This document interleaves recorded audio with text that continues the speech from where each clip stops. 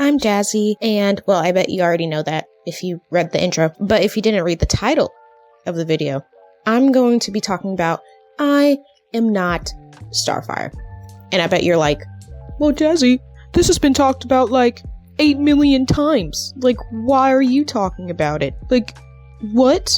And to that, I say, I personally love watching commentary videos about this comic because it's, I don't know, it's like my new hyperfixation right now. And I wanted to take a jab at like what the character would look like Mandy would look like in my style. And like, what if I was told like, hey, can you make a story about like Starfire's daughter? And she doesn't, like, it's just called I'm Not Starfire. And I'm like, okay, well, let's try this out.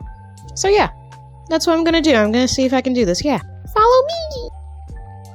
The design. So with my version, I wanted Mandy to pay a bit of homage to Starfire's like original design, like original design.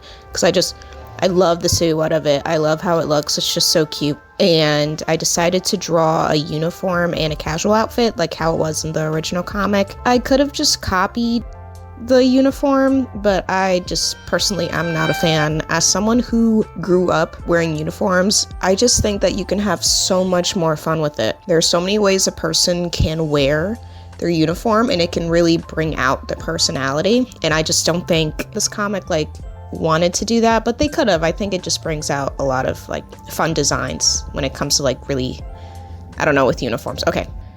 So in my design, I'm technically doing the opposite of the original. Instead of the daughter trying so hard to not be like her mother, my version really wants to be like her, like even dyeing her hair to look like her. Like her hair is actually black, but she just really wants to look like her mother. I still wanted her to have her own style though. Like it's a, I don't know, like alternative and grungy. I do like that aspect of like the design in the original, but I just don't think it really gives off what she enjoys or what she wants to be. So I think that's why her original design falls flat.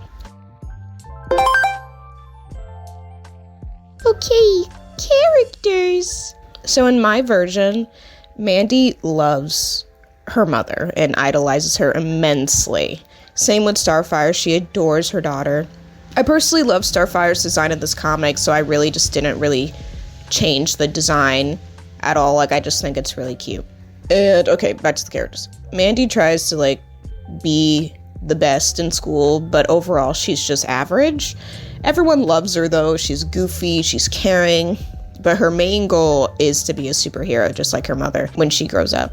But unfortunately, she was born with the less extravagant powers that her mom possesses. She'll be born with a bit of powers, but she won't just randomly end up getting a shitload of them because she quote unquote grew into them for plot armor.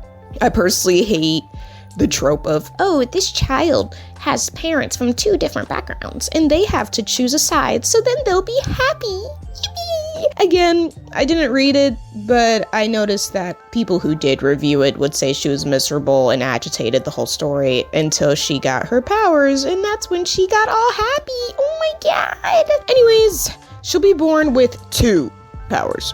When she kisses someone, she can speak their language, and she can withstand hot days. Like, she can just be okay with high temperatures. So what would be the overall plot?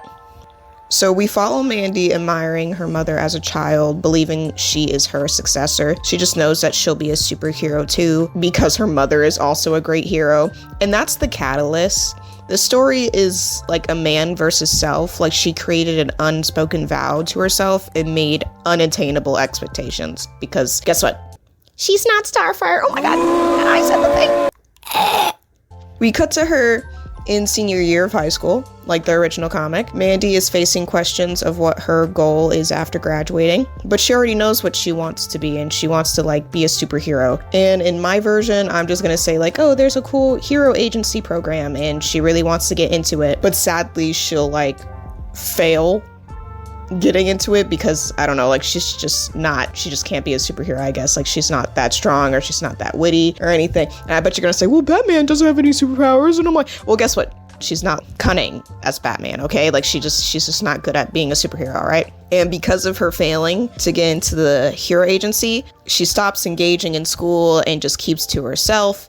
And I'm thinking like the climax of the story is that she decides to run away because she's too ashamed to even show herself as Starfire's daughter. So instead of like books in her backpack, she'll put all the money that she owns and like quote unquote heads to school so then her mother won't know that she's running away. But before she gets on the bus to like who knows where, she'll see smoke in the direction of her school and dashes in to bring her classmates to safety. But as she enters the building once more, the building starts to collapse on her and she passes out. And when she wakes up in the hospital, her mother's there and Mandy will be like, oh my god, like I can't believe I did that, and like if I were you, like I would have saved everyone like in 10 seconds and like I would have been better, and why can't I just be you, mom? And then like Starfire will be like, no, I love you because like you're you and you're like the best daughter ever, and I don't care that you don't have powers, and like I don't mind. And then they have like a big hug and it's like, oh my god. And then we'll have like a cut to black a few years later and oh my goodness, Mandy is a superhero, but she's a firefighter because yeah, she can withstand high temperatures of heat and stuff like that, and that's just so cool. And I know some people will be like, that's so lackluster, why isn't she a superhero like her mom? But that's the thing, like, isn't she like half human? I'm just gonna keep that aspect of the story, and like we don't really know her dad, but like she's half human. I don't understand in the original story that she like gets like a big abundance of powers. Like that doesn't make any fudging sense. So yeah, I think a great compromise is like making her a hero just in her own way, and I think that's just really cool to like teach people that yeah, your parents can like do something really awesome, but you're still like your own person. I think that's how I would go about this story. I think it's pretty cool, I guess. This is like my first video, by the way, so if this sucks, don't subscribe.